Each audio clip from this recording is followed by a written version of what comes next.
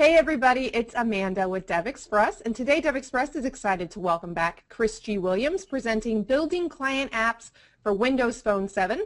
This webinar will cover how to build a client app for an established website such as Twitter or EventBrite. Includes building a simple EventBrite check-in application in Silverlight. Chris is a principal consultant for Magenic. He is the founder of several .NET user groups on the East Coast and the author of Professional Windows Phone 7 Game Development. He's also a DirectX XNA MVP, MCT, MCSD.NET, early adopter, MCAD, freelance game developer, conference speaker, vintage arcade game collector, Ineta community champion, and also plays a pretty mean guitar in Rock Band. All right, thank you very much, and thank you everybody for joining us. Before we get started, I actually have a couple of poll questions this week. Curious to find out who among you, or at least how many of you, are doing any type of Windows Phone development, whether it's for apps or games or whatever. So in order to build a Windows Phone client app, you have to have a website that exposes some type of API.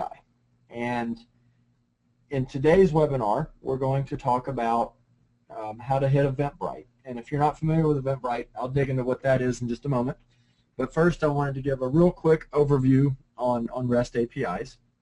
REST, which is short for Representational State Transfer, is the style of architecture that's used on the web. So typically, you make a request of a server, the server processes that request, and then returns some type of response back to the requesting client. When you surf the web, that client is going to be IE or Firefox or Chrome or one of many different browsers. But it could just as easily be, say, a phone app. So perhaps you're hitting Twitter or EventBrite or some of the other services, maybe even eBay. All of these websites have posted APIs that you can interact with in order to consume the services they offer, whether it's data or starting an auction or bidding on someone else's auction or posting a tweet to Twitter or uploading a picture to TwitPic, or setting up an event and checking people in for that event courtesy of EventBrite. So it's not strictly just a web browser scenario, but you are taking advantage of something that exists on the web. Now, in a lot of cases, the nature of the request dictates the format of what you get back. So, for example, with Twitter, when you make a REST call, which you'll see in just a moment, essentially looks just like a URL. One of the things that you'll notice is that at the end of that URL there'll be an extension. Could be XML, could be JSON, RSS, and so whatever you get back from that request is going to be in that format. Now EventBrite does it a little bit differently, which we'll see in just a moment. So as I mentioned, EventBrite is a website that allows you to set up events and sell tickets for these events. You can also give away tickets for free. So a lot of people use them to set up events like code camps and user group special events, and it provides a nice, easy way to drive traffic to that. They can purchase or just request a ticket, and then once it comes time for your event, they also give you a bunch of back-end management tools so you can see everybody that's signed up and if you did sell the tickets, how much money you've collected, and they collect all the money for you, and then they'll dump it out to a PayPal account. And so here we have kind of the 3 stages of EventBrite, from the title screen to a listing of what events I have. And so I actually have an event coming up this weekend in Atlanta where we're using EventBrite to manage. It's a free event, but we're using it to manage the registration and the ticketing. And then the 3rd screen on the far right gives me kind of a detailed view of how many people have signed up, what their contact information is, stuff like that.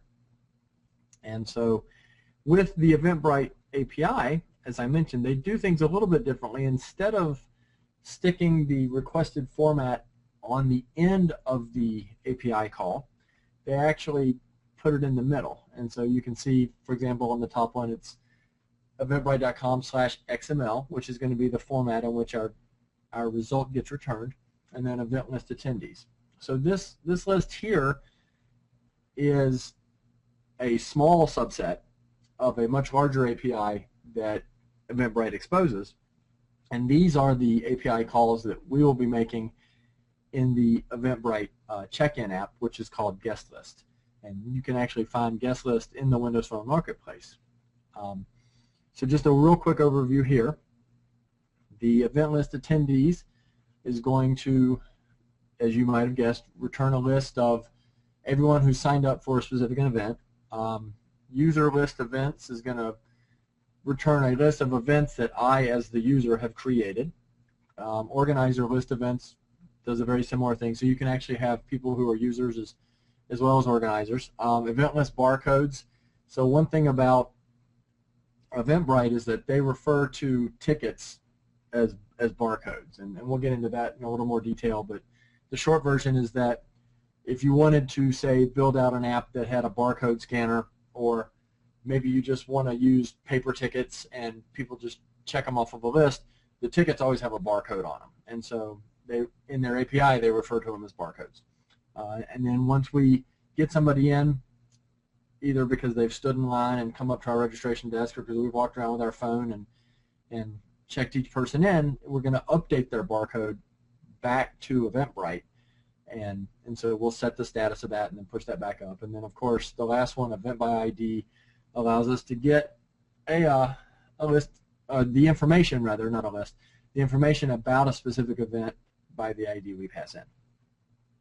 And this is a very simple API to work with. As you can see, you're just basically making, you're building URLs. So you've got the base URL, which of course is www.eventbrite.com, the format that you're looking to return, assuming it, and of course you would have to pick one that they support.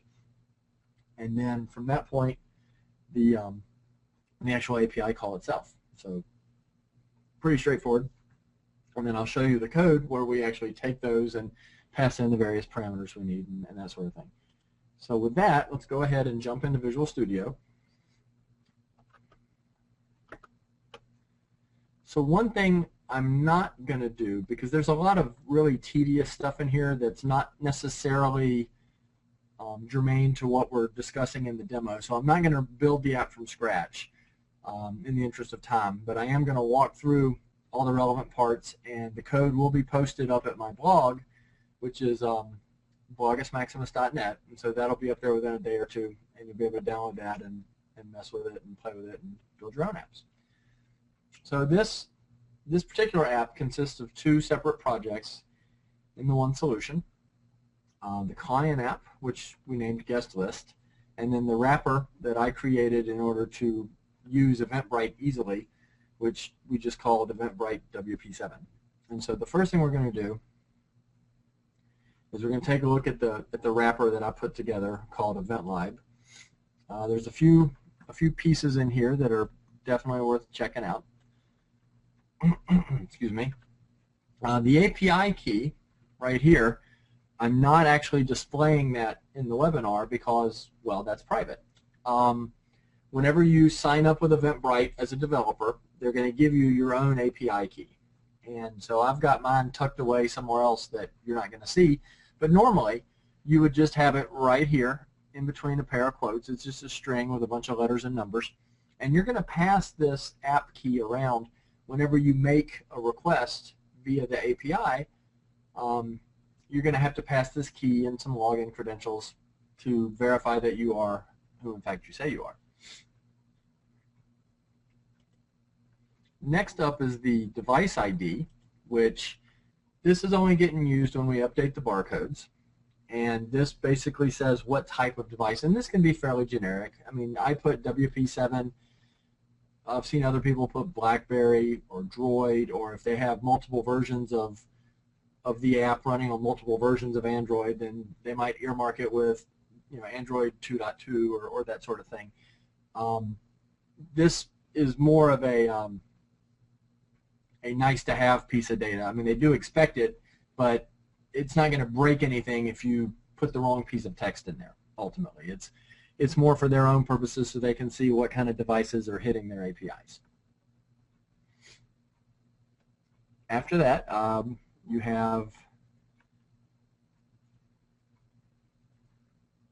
let's see here. So we have this. So then we have our our API calls, right? So you saw these in the slide just a moment ago, and we've got the base URL here, and then we've set them up as constants so that we can actually go and build out each call as we need it. So then if we scroll down, you'll see the same thing. So we've got get event list by organizer, and you may notice that all of the calls are going to use the app key, which you can see right here. So if we scroll through, every one of them's got the app key, and they're all going to use the user and password field as well. And so we've got our list events by organizer, list the user events, get the attendees for the event, where in this case we're also passing in the event ID. And we do the same thing for get all barcodes, get event by ID, and then of course update barcode takes all of those, the app key, the user, the password, and it also takes the device ID, which we had defined up above, the status, and the barcode. And so when you're going to pass the barcode into this, and then we're going to pass what barcode needs to be updated along with the status. And the status, which I didn't talk about, is actually an enumeration up here at the top, and you're either going to be used or unused. By default, your barcodes are considered unused. When you drill into a specific event and you're ready to check somebody in, you've got this list of barcodes. Maybe you have 27 attendees and you're going to have 27 barcodes, and what you're going to do is you're going to set the status of a given barcode to used, and then pass that via the update barcode API call back to EventBrite, and then that is the same as checking them in for the event. And so whether you are doing that by virtue of scanning their barcode, or just typing in the number, or just looking at their name and finding their name in the list, however you do that, ultimately the end result is the same. They get checked in and it gets updated on the EventBrite site immediately. So you also see we've got the security up here, and so this is a class that I put together that contains the user and password information, so that way we can just call security.login, security.password, and let me pull those up real quick. There we go. So again, this is just the login, the password, and the remember flag. So when I'll show you the actual login page, you'll see it's very straightforward, but it does include a checkbox to allow the end user to let the app remember their password or not. And so if they do check the remember box, then we have a little bit of code, which I'll show you shortly, that persists their information into isolated storage, and then pre-populates the login and password box if that's enabled. So these are just a couple of properties that are exposing the values here. So not a lot going on in the security class, just containment. Now, if we pull up the main page, as I said, there's not a lot going on. Let me zoom that down a little bit for you. There we go. Not a lot going on here. Just some straight up XAML. Nothing fancy. Got a couple of text boxes, got the checkbox, and we're not doing anything as far as logic or code in the XAML itself. So if we flip over to the code behind, just right click, view code, that's where you can see where some of the magic's happening. So we've got, we're using isolated storage, as I mentioned. We do some XML serialization. We're instantiating our little security class. And then when the page loads, first thing we're going to do is hit load ISO, which that's our isolated storage. So we're going to pull whatever we have in isolated storage in terms of the security object, pass that in. Then we're going to fetch the credentials, which is right here. So if the checkbox was actually set to true, then we're going to pull the login and the password from our security object and go ahead and pre-populate those 2 text boxes with the login credentials. Otherwise, if it's not set to true, then we're just not going to populate them. So we're still populating our security object, but not the actual text box itself. So if they want to log in as someone else, they can log in, and that's going to overwrite what was stored in the security object. So after that, we've got our save ISO and load ISO, and those do exactly what you would expect them to. They're going to set up our isolated storage. We're going to get the user store, and we're just pulling in the information here, and then so here's where we're actually saving it, excuse me, and then load ISO is where we're storing it in isolated storage. We'll just create a small file, write to it, and close it up. Okay, one moment. And then the last of all, the logon button click event. So once they've typed in their login information, or they had it remember them, then when they click the button to log in, it's going to call this up. It's going to take the login and password that's in the text boxes, just in case they changed it. They're going to save it out to isolated storage, and then they're going to build out the URL. So they're going to navigate to the event list page, which you'll see next. So once they log in, they're going to be presented with a list of events that are tied to their login, and it's going to pass, or it's going to build this string here with their login, their password, and it's going to append that to the base URL and then navigate out. So we'll go ahead and pull up that page next. So that's the event list page.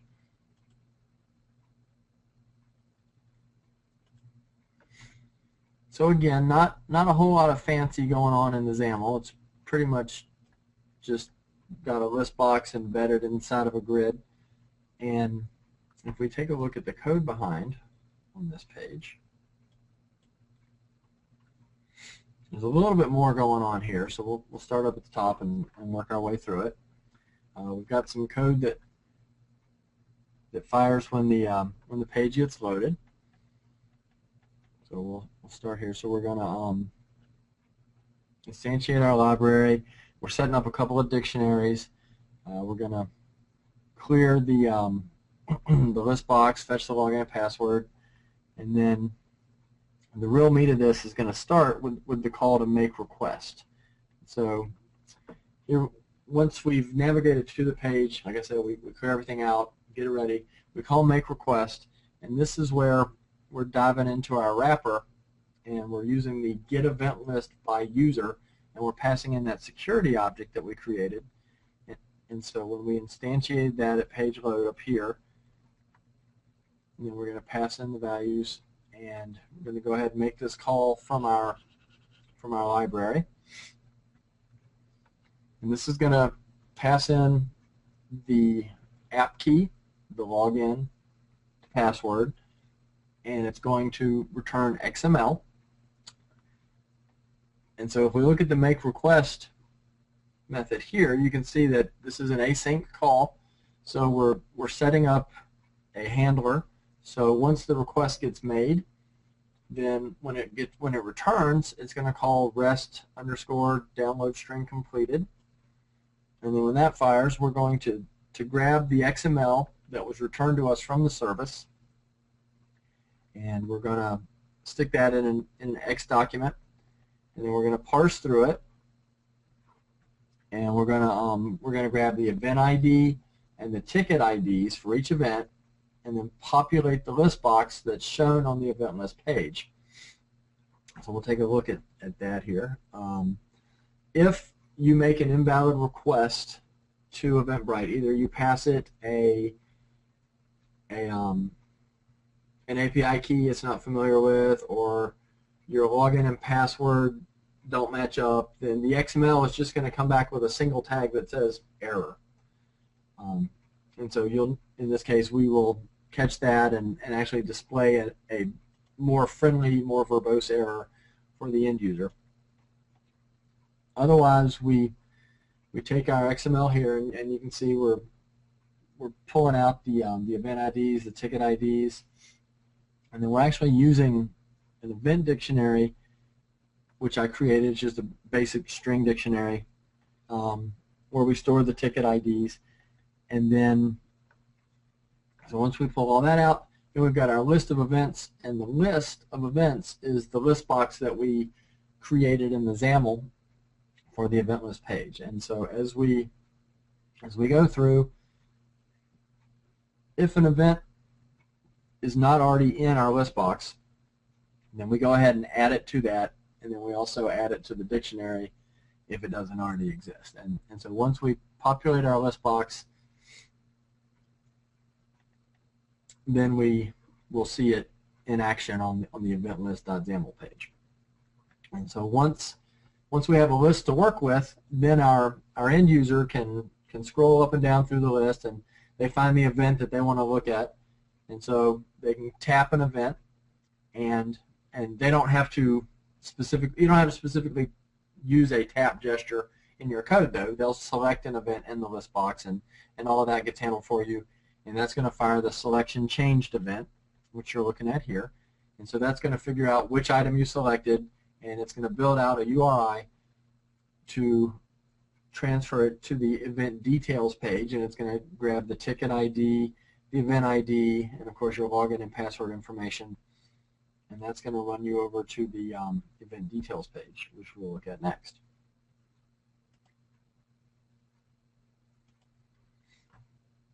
So the event details page is pretty generic, right? We've got a box here. It actually has a control that it uses to package up the data a little bit better, and then we've got the ability to view attendees and add a new attendee. And so if we take a look at the event details control, and again, nothing's really going on in the XAML here. I'm just showing you guys what it looks like. Zoom that down a bit so you can see it better. We'll go to the control, the event details control, and I'll zoom that down as well. And so this is where we're storing information. We're formatting the name, the description of the event, the date of the event registration. And so that's going to get bundled up in a list in the event details, and so you're going to see multiples of these as you build out your list of events. And then you can tap on one of those to select the one you want, click View Attendees, and that brings us, oops, sorry, let me pull up the code for that one real quick before I forget. So not a whole lot going on in the code for this one. Once you've got your list, once you click on the button, it's going to pull up the orders.xaml page, which I'll show you in just a moment. And of course, when the page is first navigated to, it's going to grab the login and password, the ticket ID and the event ID, which were passed to it from the previous screen. It's going to make the request to actually populate the list. And so in this point, we're using the get event by ID, which is another one of the EventBrite API calls. And so we're passing in addition to the security credentials and our app key, we're passing in the event ID, which we have at this point. And so we got the event ID once we selected an event. And then make request is going to set up a delegate, just like before. And when that piece of XML gets returned to us from the service, we're going to go through, parse it out, grab all the pieces of data we need, and then we're going to stick those into our details box. So we've got our event name, registration, and then that's going to get put into the list box. And so each item is going to go through this, and we're going to build out our list. And then once you click on a specific event in that list and then view attendees, that's when we go. Pull up the, we're also doing a little bit of, let me back up real quick. We're doing a little bit of formatting here because some of the XML that you get back is going to have HTML tags in it, because this is some of the same stuff that they're using on their own website. And so while you don't necessarily want the HTML tags in there, so we're parsing some of that stuff out and giving you just a nice clean piece of text. And so that's very handy, because otherwise it just embeds the tags right in the body of the description, and it doesn't look very good. So once we've done that, we've hit our button, then we're going to go ahead and pull up orders. And so this is going to be your list of attendees for a specific event that you've drilled down to. And as we added the Sync with EventBrite button on here because people, depending on the nature of your event, you could allow people to continue registering for the event right up to the very beginning. But you might start registration, say, an hour or two before the event actually starts. And so the ability to periodically sync with EventBrite manually. Now, keep in mind that anytime you pull up the screen, you're fetching a new list of data. But if you're staying within this and not backing out, then the ability to manually sync with EventBrite is also handy. And so then in this case here, as you can see, we're not really doing anything special with the XAML, but let's pull up the code. So all of these pages pretty much follow the same basic pattern. We've got our security object. We've got some dictionaries that hold various collections of data. We've got the tickets, the attendees, barcode status. We're going to instantiate our page, setting up those dictionaries. Once the page gets navigated to, then we're going to grab that login and password information. We're going to get the event ID, the ticket ID that was passed into us. And once again, we're making a request. So we're going to hit our EventBrite wrapper that we created, and we're calling the get all barcodes by event. And so in addition to the login and password and the app key, of course, we're passing in the event ID here. And in this case, we're using make barcode request, so we're setting up a delegate here so that once that call to their API returns some information, we're going to fire up rest underscore barcode download string completed, which is a little further down here. And then we set up our XML document, and we're going to parse through, and we're going to grab the pieces of data we need. So we've got our attendee ID, our barcode ID, and the status. And as I said before, the status by default is going to be unused until we actually check them in and set it to used. So we go ahead and add those in. And then at that point, they're going to have a list of attendees. And if they want to check somebody in, they're going to tap on that attendee and check them in. And so when that happens, let me back up here.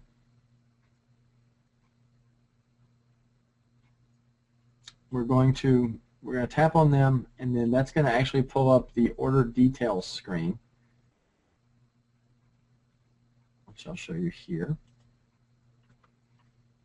So we've got a little bit of information about each attendee, and a lot of this depends on how much information they provided as well.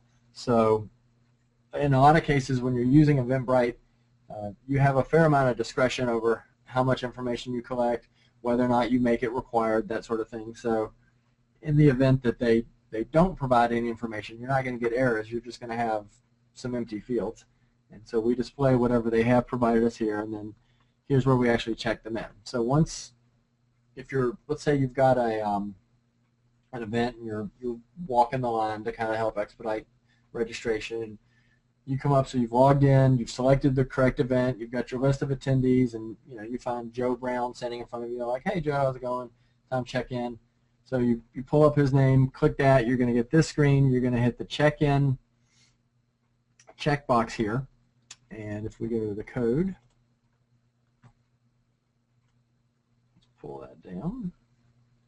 We'll get to the rest of this page in just a moment.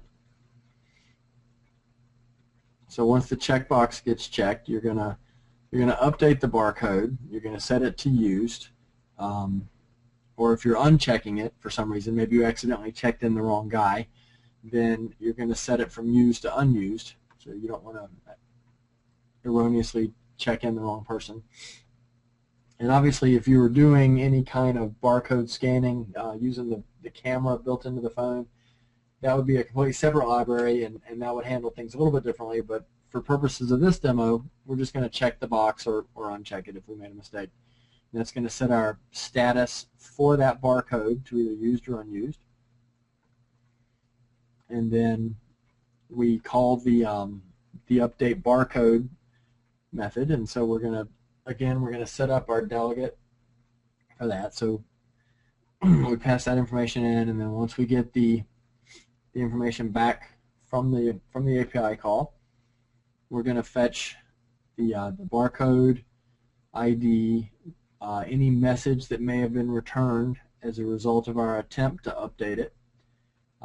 Sometimes you can get a status that indicates that maybe their servers are busy, maybe there was a problem with the connection, maybe they didn't understand the request, and so depending on the status you get, you're either going to get OK, which means, hey, they checked in, no problem, or you're going to get something other than OK, which typically means that the update was unsuccessful. This, I know, seems a little vague here. EventBrite, when I was working with them, were in the middle of changing some of their API calls, so you definitely want to check their site for the most update list of API calls, as well as what parameters they're expecting and what they return. But in this case, they said that as long as you get an OK, you're good, and anything else, you have a problem. So for simplicity's sake, if it doesn't say OK, then it means we're unable to update. You would want to flush that out a little bit more later on. So to look at the rest of this page a little bit, see what's going on here, we've got, again, pretty much the standard pattern. We've got our security object, we're populating that. We've got some class level variables to store our various information. When the page gets navigated to, we're pulling our login and password and all the other pieces of data that we're passing from one page to the next. We're also automatically setting our checkbox based on the status of the barcode at the time that the information gets fetched, and so by default it should be unchecked because the status should be unused. And then so we're going to make our request. We're going to set it up for our request to the API, and then here's where we pull in all the information about the user. So when we first load up the page, it's going to give us everything that they typed in, and we want to make sure that if it's null, we're not throwing any errors or anything like that. So we just return an empty string. And then we go through, and if they didn't provide any information at all, instead of showing a big block of nothing, we'll put up a message that says no address information has been provided. And that's certainly not something you have to do. It just helps keep the user interface clean and lets them know why they're not seeing anything. Otherwise, they may think that there was a problem retrieving the data, or there was a problem with the connection or something. So this tells them that, yeah, we tried to get it, but there just wasn't anything there. And then we've got a little bit of code here just to handle some cases where you might have a user who has multiple barcodes associated to his name, maybe because he's bringing a guest or that sort of thing. So for demo purposes, we're only really looking at the first barcode here, but it would be fairly straightforward to add in support for multiple barcodes per person, and then you could have a list of names of the people on his page or her page for anybody else that they brought along with them. All right, so that is pretty much the bulk of the app itself, and so I wanted to go ahead and do a quick run of a demo so you can see it in action. Let me grab the emulator here, and we'll go ahead and set this up to run. Okay, so in this case, I've already checked the Remember Me box. So it's going to pull my login information out of isolated storage. So I go ahead and log in. Take a second or two, and it's going to show me events that I've created at some point in the past. So we'll click on this one. So this is an event that I've actually set up for this weekend. Looks like we have 32 people coming so far, and we can see a little bit of description here. And then if I click View Attendees, it's going to pull up the names of everybody that's signed up. And of course, with this being a list box, you can do some basic scrolling. Nothing that you need to code for. It just handles that for you automatically. And then if I click on somebody,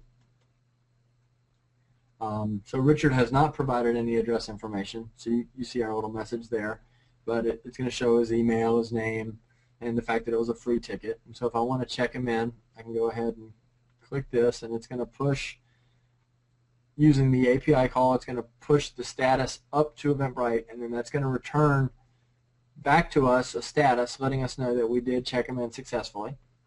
And then if I go, oh no, I didn't mean to check in Richard, I meant to check in this other guy, so I can actually uncheck him in, and it'll say check in undone successfully, so we know that the API is returning status either way. And then we can just use the back button to go back and repull. All right, I'm getting a little video weirdness here in the emulator. There we go. Let me back up. So we can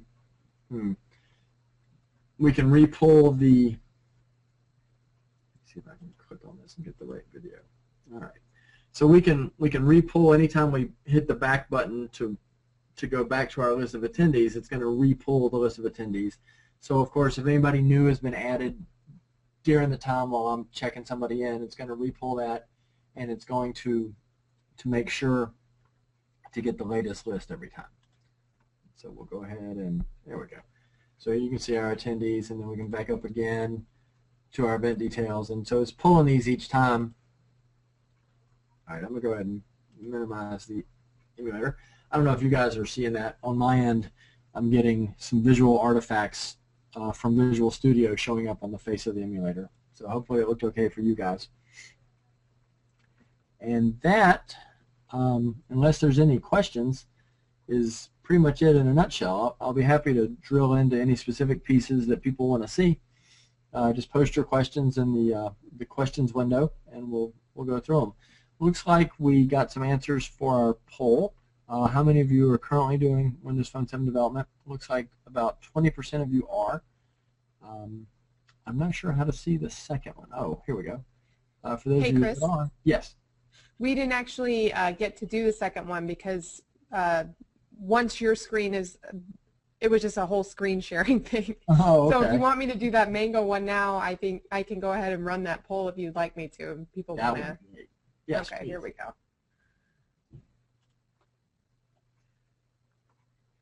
So obviously go ahead.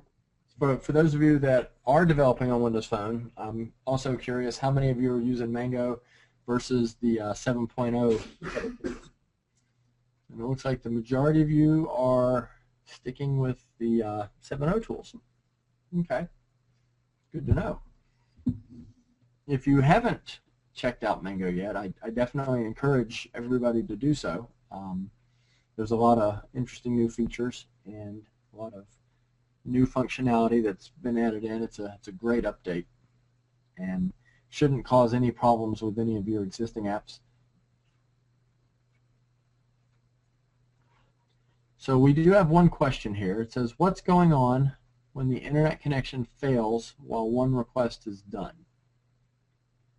Well, if the internet connection fails while you're trying to make an API request, then you're going to have some trapping, some exception handling in case you return an exception, or depending on the timing, you may just not get a response, right? So you may have to wait a few seconds and try to make the request again.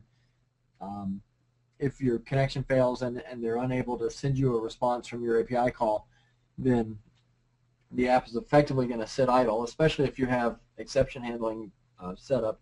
And anytime you're making any kind of call to a third-party service, whether it's a local database or a web service on the other side of the world, you definitely want to use exception handling because you just never know what's going to happen, whether an internet connection or local network connection is going to go out, or if it's going to return something completely bizarre that you're not expecting. So you definitely want to trap for that. But if you lose your connection before you get a response back, then at least the way the app is set up currently, you would just make the request again. Any other questions?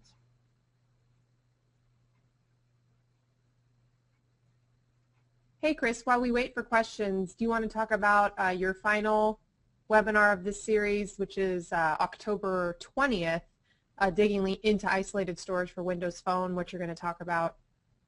Absolutely. So that webinar covers, as you pointed out, isolated storage. With the 7.0 tools, there were effectively two ways to use isolated storage. You had a table of key value pairs, and then you also had the ability to use isolated storage as a somewhat limited file system where you could actually write out a data file into isolated storage. With Mango, however, you get a third option, which is they have added a small but relatively powerful relational database. And so you can actually use isolated storage as a database, and you can make queries to and from it and store your information there in that way if that's the way you prefer. And so we will cover all three of those in the upcoming webinar.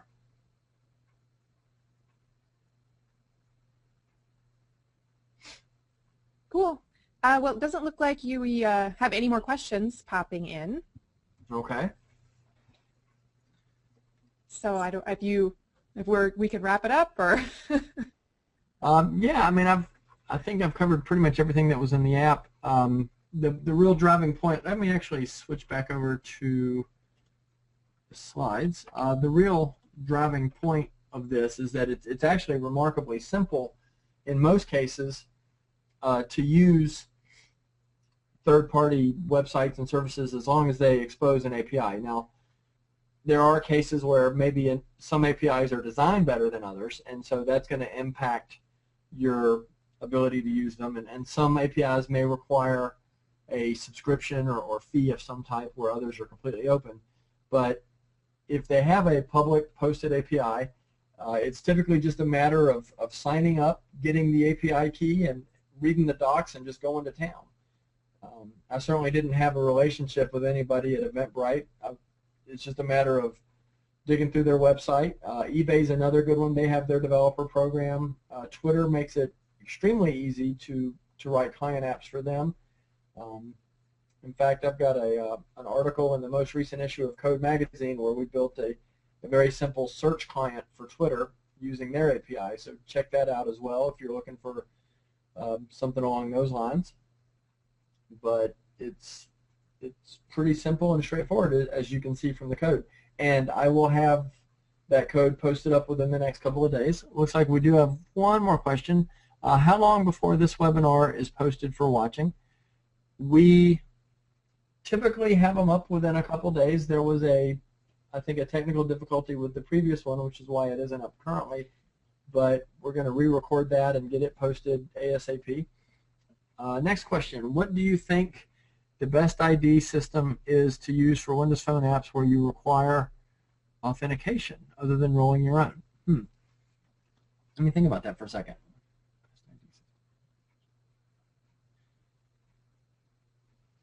I typically, I mean, it depends on the API that you're hitting, right? So if they're going to take just a straight up login and password, then it's pretty easy to just roll your own.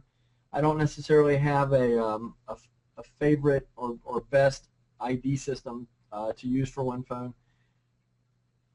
I guess the best system is going to be whatever meets your needs as a developer.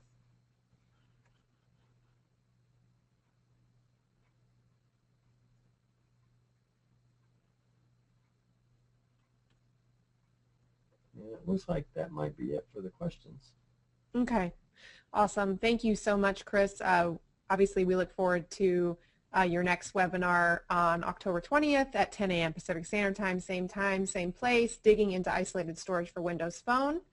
And we have one more webinar coming up this week. Tomorrow, RESTful Services with ASP.NET MVC with Richard Winslow. This webinar will explore REST itself, what RESTful web services look like, and how to write them using the MVC framework. And in answer to Tom's question as well, usually if we don't have technical difficulties, these webinars are posted same day, so it should be up about 1 p.m. Pacific Standard Time. So yeah, so that's the answer to that. So again, if you missed anything from this webinar, or you want to review any previous Chris Williams webinars, you can always visit us on the DevExpress channel at tv.devexpress.com. And then Chris, do you want to tell them where they can find your blog? Yes, it's www.blogusmaximus.net, and you can see it here on the final slide. It's right there at the bottom. I'll have the code posted up probably within a day or two. I need to take my API key out of it, but other than that, it'll pretty much go up as is. And so again, you can find that at blogusmaximus.net. Awesome. Thank you so much, Chris. All right, everybody. Thanks to Chris Williams for joining us. Thank you all, and thanks for choosing DevExpress.